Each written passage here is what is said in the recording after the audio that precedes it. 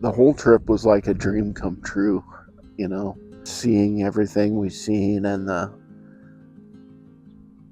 beauty and the ruggedness. And I wasn't emotionally prepared, I wasn't physically prepared, and I definitely wasn't spiritually prepared. But that trip, by that act of God, I was changed. Hey guys, Landon here with Prey on Adventure. I've been blessed growing up with a dad who took me along on countless adventures, teaching me not only how to hunt and fish, but how to live off the land and respect every part of it. Most outdoorsmen grow up learning how to hunt and fish from their dad, who learned from his own dad.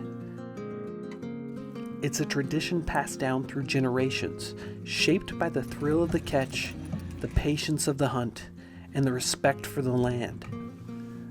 But how often does a son get the chance to give back, to repay his dad with the hunt of a lifetime?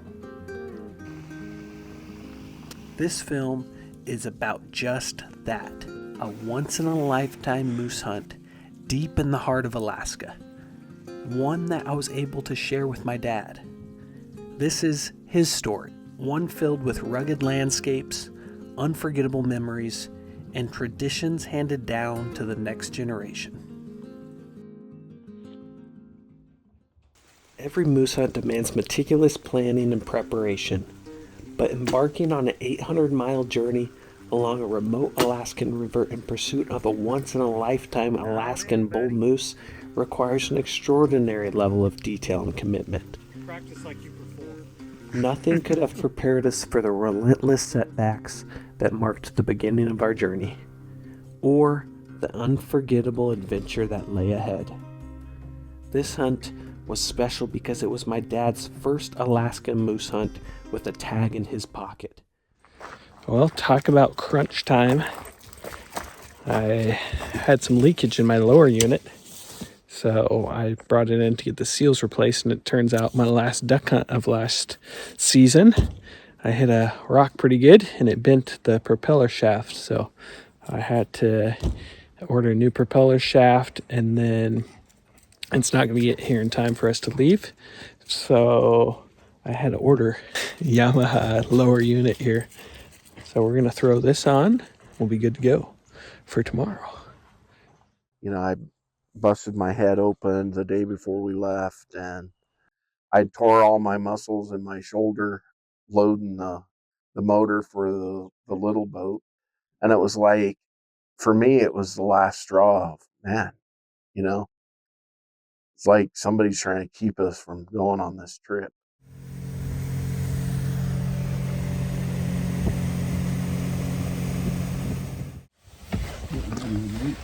Well, we have made it to the river.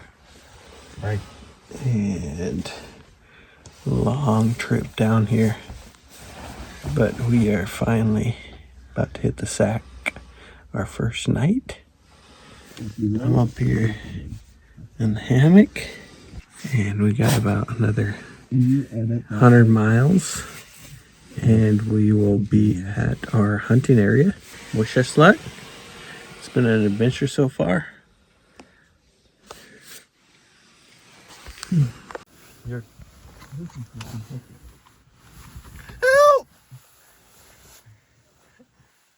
On this tributary that I'm not going to share the name with, it was wide too, and it was anywhere from 25 to 15, 12 feet deep.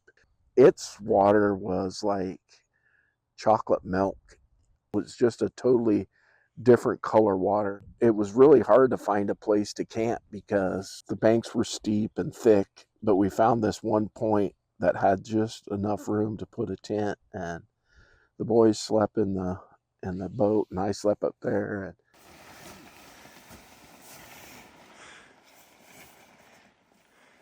Well, we finally made it to our moose hunting spot. Got the tent set up, and we're gonna get unpacked, maybe make something to eat, and then we are going to go look for moose. We found this awesome little peninsula right here where the main river channel right behind us, and then a little tributary right off that, and we're camped right on it. Got Big Dummy with me, an even bigger dummy in the tent there. Got Dad, Leo, and me, 3 generations hunting moose here in Alaska. Let's go. Well, first actual full day of hunting. Well, we've only hunted the morning so far. Yesterday evening, we didn't see any moose, but I did end up shooting a grouse right at camp. Came walking down right to the boat and shot him right on the bank. So, so we're gonna have some grouse for lunch from yesterday, and I also caught pike, baby. And this morning was real foggy, mist out there, a little chilly, and we come around the bend and we see a 2x2. He was probably 48 to 52 inches, I would imagine. Kind of tried to get off the raft and get situated, but he was already kind of on the move. And that was our action for the morning. And then catching a pike after that. So we're gonna fry this up and the grouse, have some lunch, then be back at it soon.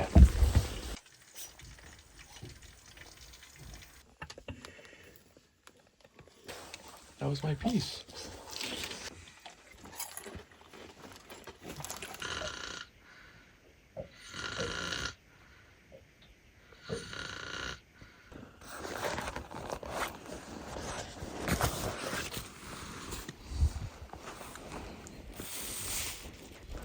I wonder if they can hear Papa snoring.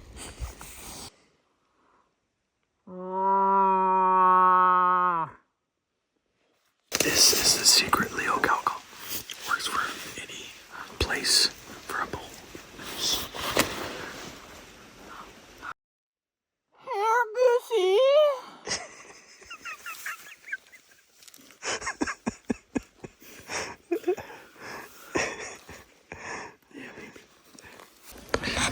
I guess we know why we're not seeing anything. Off to the next spot, I guess.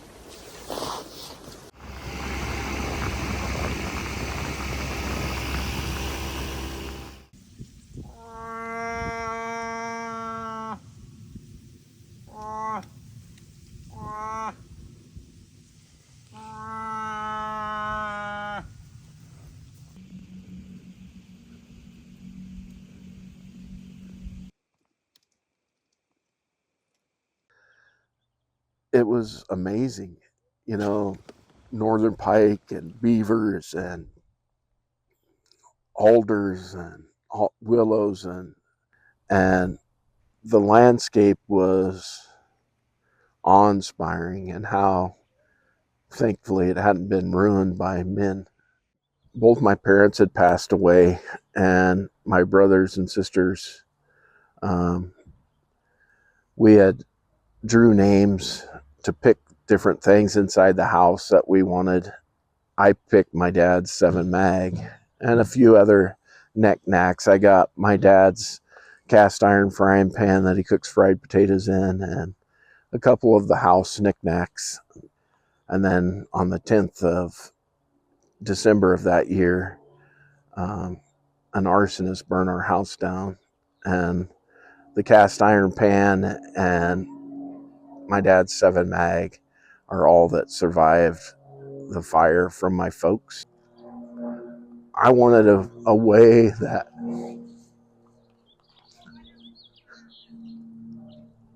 my dad could go hunting with me and his grandson and his great grandson. So I did a lot of studying. You know, in Alaska they want you to carry like a 300 or 338 or something. But I knew that if I put it in the right spot, I could kill anything with that gun.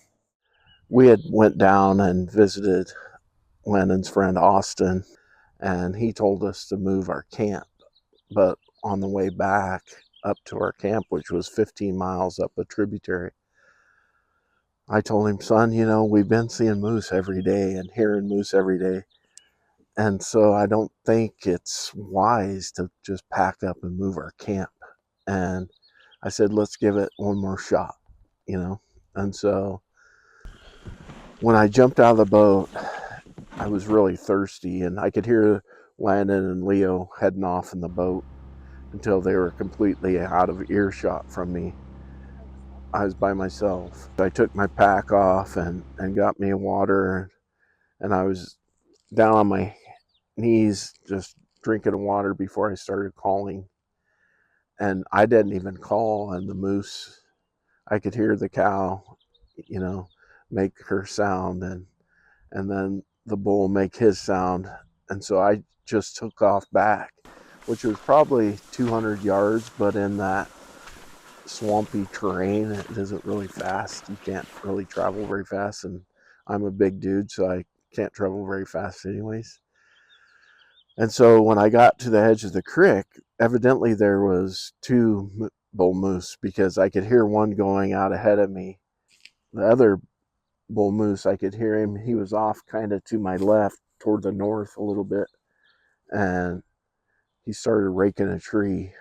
And so I was like pumped. I kept calling, and I had a shoulder blade I was raking the trees with. He came out finally. I had a shooting stick, and my heart was just pounding. And he had walked behind another bush and started raking it, so he's completely out of sight. And then he came around the other side, and I did the cow call a couple times, and he stopped. And of course, the adrenaline's flowing.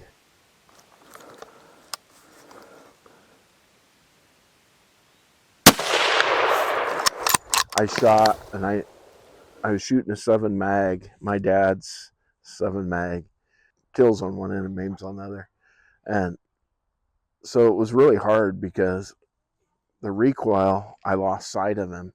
When I went to shoot him again, I guess in my anxiousness, I racked the bolt, but I didn't pull it back far enough, and it didn't actually put a shell in it. And so it just went click. And when it did that, the moose took off, and it sounded like he went through a big pile of willows, so I couldn't even see him. And so I had to wait. I hope Landon had heard my shot. After I'd shot the moose, when Landon had come back and Leo, they asked me if I had killed any, if I shot, and I said yeah. And Landon said, "How big was it?" And I go, "It was big." When we crossed the creek, and I told Landon, we hiked up the little hill just 20 yards up the bank. I said, "This is where I shot the moose." And I go, and then he ran that way.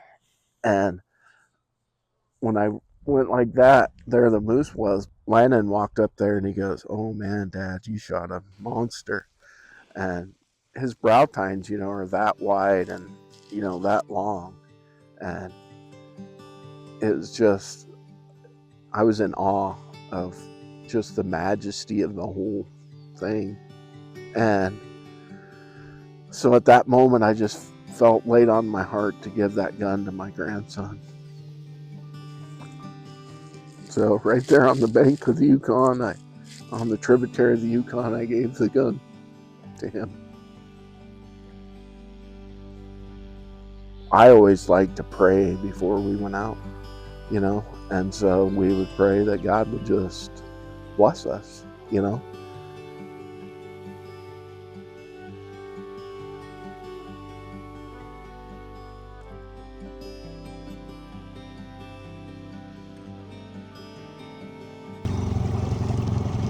Last load, Pops. Yes, sir. Couldn't have done it without you, buddy.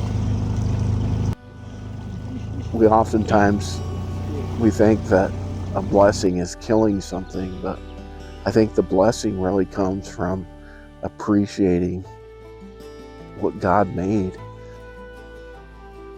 giving my dad's gun to my grandson was a huge deal for me because I want my dad to keep on living, you know, and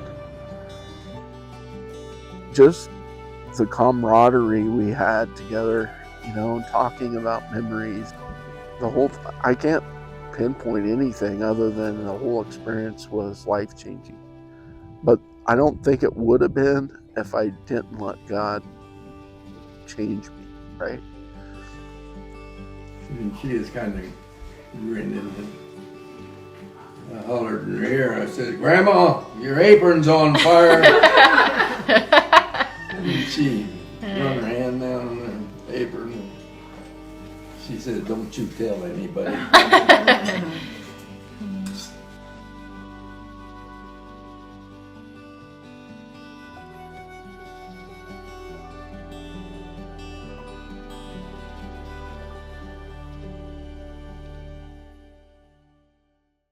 Thanks for joining me on this adventure.